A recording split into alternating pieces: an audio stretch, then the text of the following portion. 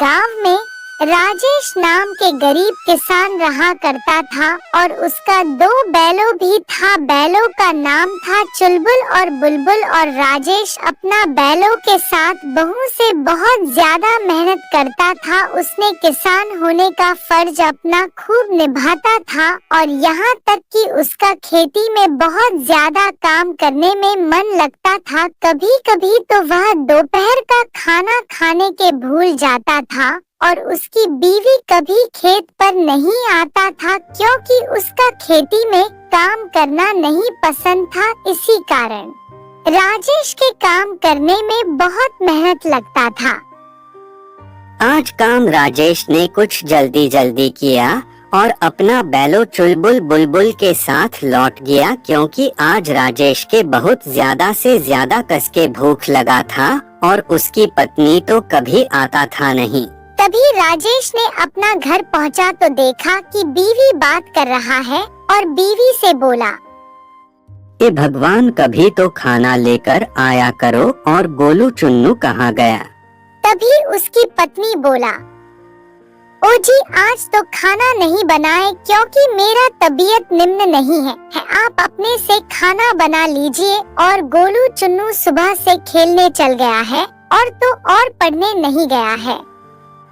तभी राजेश के गुस्सा आया और वहाँ से चल गया। सभी गोलू और चुन्नू खेल रहा था और गोलू पढ़ने भी नहीं गया था। तभी उधर से राजेश आया तो गोलू देखा तो चुपचाप खड़ा हो गया और चुन्नू गाना गा रहा था। तब देखा राजेश के तभी चुप हो गया। तभी राजेश ने बोला, क्यों रे गोलू तुम्हारा पढ़ने में क्यों नहीं मन लग रहा है।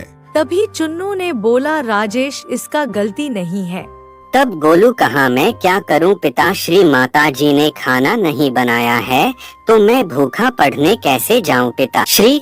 तभी राजेश ने बोला, सब मेरा बीवी का गलती है, उसने आलसी पंती करना छोड़ देता तो हम लोग के भूखा रहने नहीं पड़ता। ऐसा बोलकर राजेश चुन्नू के साथ खेत पर निकला। तब रास्ते में सेठ मिला और बोला, क्या रे राजेश तुम इधर कहाँ जा रहे हो। तभी राजेश ने बोला, मैं और चुन्नू खेत देखने जा रहा हूँ। तभी सेठ के नजर चुन्नू पर पड़ा और कहा कि इस चिड़िया को मेरा दे दो। तब चुन्नू ने बोला कि नहीं नहीं, मैं तुझको ही नहीं जाऊंगा, मैं गोलू के साथ रहता हूँ। तभी राजेश ने कहा, यह मेरा बच्चा का दोस्त है, गोलू इसका बिना नहीं रह सकता। तभी सेठ बोला, ठीक है राजेश, पर मेरा चिड़िया रखना बहुत पसंद है। इतना बोलकर सेठ चला गया। इधर राजेश भी चुन्नू का छोड़कर अकेले अकेले खेत पर पहुंच और बोलने लगा, चलो इन साल तो अगले साल से अच्छा फसल है, ऐसे ही अगर बारिश होते रहा तो मेरा फसल बहुत अच्छा होगा। और राजेश अपना गांव के तरफ रास्ता से घर आ गया। कुछ दिन बाद सेठ उस चिड़िया को बात लेकर गुस्सा था और उसने फैसला किया कि राजेश को फसल को जला देंगे। और राजेश के पत्नी बहुत साल पर साथ में फसल देखने आई। और राजेश ने बोला, इन साल तो बहुत अच्छा फसल हुआ है।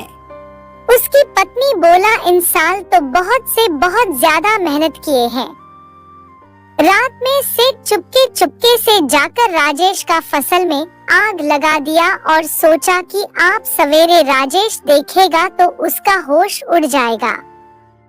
चुन्नू जब सवेरे सवेरे मस्ती से फसल के देने गया तो देखा कि खत जला हुआ है तो उसका कुछ समझ में नहीं आया। तभी चिड़िया उधर से जल्दी से आने लगा और बहुत सोच रहा था कि ऐसे कैसे हुआ। सोचते सोचते राजेश के घर पहुंचा गया। तभी चुन्नू ने देखा कि राजेश घर में है तो चुन्नू जाकर पास में बोला कि राजेश, पता नहीं तुम्हारा फसल के किसने रात को जला डाला। उतना ही सुना राजेश बात को, जैसे ही धागाल धागाल राजेश गया अपना खेत देखने और देखा तो खत जला हुआ था। तो राजेश एक कटे हुए पेड़ पर बैठ के रोने लगा। तभी राजेश ने चुन्नू से बोला कि ऐसे कैसे हुआ, तुमने किसी को देखा हो मेरा फसल के जलाते?